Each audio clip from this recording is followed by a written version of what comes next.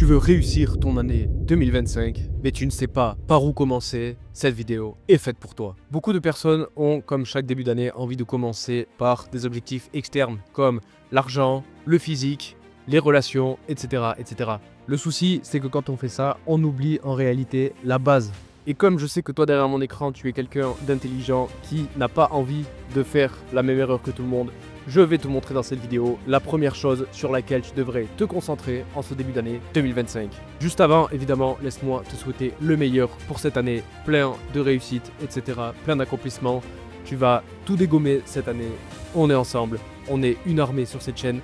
Et on est focus, comme d'habitude, sur le terrain du très long terme. Maintenant que ça c'est dit, dans cette vidéo, je vais te montrer pourquoi tu devrais te concentrer essentiellement sur ce que j'appelle les bases, c'est-à-dire ton estime de toi, ta santé mentale et le fait de te connaître pour savoir vers où tu vas aller. Et si tu restes jusqu'au bout de la vidéo, tu auras une méthode pour commencer à consolider ces bases avant même d'accomplir tout autre objectif en 2025. C'est parti. Partie 1. Pourquoi tu devrais te connaître avant n'importe quel autre objectif? Je suis convaincu que, voilà, par exemple, se lancer dans le business ou peu importe, dans des objectifs en général, c'est une très bonne chose. Mais le truc, c'est que quand tu vois des gens sur YouTube, sur Internet en général, ou même autour de toi, certains peuvent paraître heureux, certains peuvent manifester de gros résultats financiers, physiques, etc. Mais sont-ils vraiment heureux? Ont-ils vraiment confiance en eux sur le long terme? Bien évidemment, je ne peux pas répondre non ni oui fermement à cette question. Mais simplement, je suis convaincu quand même de plus en plus que toi, derrière ton écran, tu seras beaucoup plus heureux si tu apprends toi-même à te connaître, à t'apprécier, à avoir une bonne estime de toi et à être heureux de chacun de tes accomplissements avant même de te lancer dans la quête de toujours plus d'argent, toujours plus de muscles, etc. Tout simplement parce que la quête de l'insatisfaction permanente, c'est quelque chose que j'ai déjà connu par le passé, que je traverse encore un peu aujourd'hui et je me dis que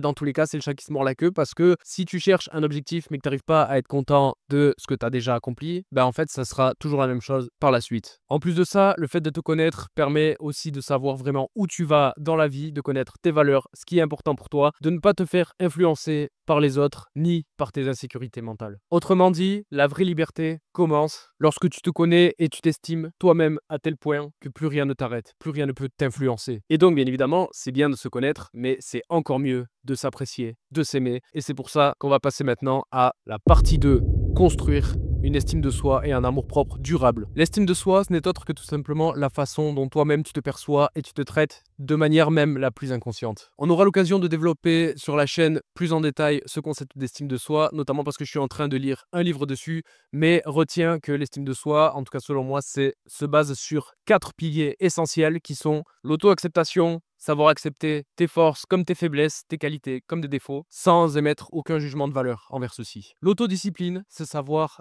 te fixer des engagements et t'y tenir sur le long terme. L'autocompassion, c'est lorsque tu as des échecs, des erreurs ou que tu as des moments de faiblesse, savoir te traiter comme tu traiterais un ami que tu as vraiment envie d'aider. Et pour finir, l'action en cohérence avec tes valeurs, savoir tes propres valeurs, qu'est-ce qui est important pour toi dans la vie et toujours agir, ou en tout cas le plus possible, en accord avec celle-ci. Quelques actions concrètes qui peuvent te permettre d'avoir un bon début dans ce travail sur l'estime de toi. Tu peux faire une liste de tes qualités, de tes succès, de tes points forts, etc. Essayer aussi de développer des routines d'action qui peuvent te valoriser, comme par exemple faire du sport, faire de la méditation, prendre soin peut-être un peu de ton alimentation, manger en mode salade. Essayer aussi de te tenir des petits engagements quotidiens chaque jour. J'ai fait des vidéos sur certains des concepts que je t'ai abordés là.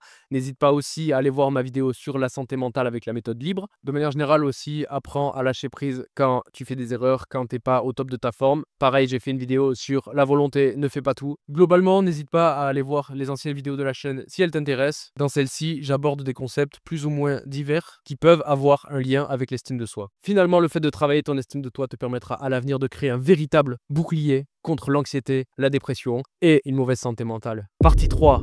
Pourquoi la santé mentale est un super pouvoir de nos jours? Comme on dit souvent, le corps et l'esprit sont liés. Et la plupart des gens, en tout cas, si toi derrière ton écran, tu es un minimum ambitieux, que tu fais un minimum de bonnes actions pour entretenir ton physique, alors tu auras très vite compris que c'est tout aussi important de faire pareil avec ton esprit, ton mental. Au niveau des bienfaits d'une bonne santé mentale, énormément de choses. Meilleure énergie, meilleure relation, meilleure estime de toi, etc., etc. Encore une fois, va voir la vidéo correspondante. Au niveau de quelques astuces, quelques actions concrètes que je peux te partager, on a déjà parlé de la méditation tout à l'heure. Essaye aussi de lire, peut-être de diminuer tout ce qui va être la surstimulation, la gratification instantanée. Limite au maximum tout ce qui peut te faire penser des extrêmes et tout ce qui peut aussi te faire te comparer aux autres et donc ruiner ton estime de toi. et essaye aussi de t'entourer de personnes positives, bienveillantes, même si c'est des personnes virtuelles que tu suis par exemple sur YouTube. Voilà donc l'importance de développer son estime de soi et sa santé mentale avant tout pour 2025 et aussi pour les années à venir. Évidemment, c'était plus une vidéo de motivation et d'introduction à tous ces concepts-là qui sont pour moi des concepts clés et donc que j'aborderai plus en détail par la suite, probablement dans les prochaines vidéos. Si je devais conclure cette vidéo en une phrase, je dirais que pour 2025, si tu veux que ce soit ton année, parce que ce sera notre année, apprends à te connaître, apprends à déjouer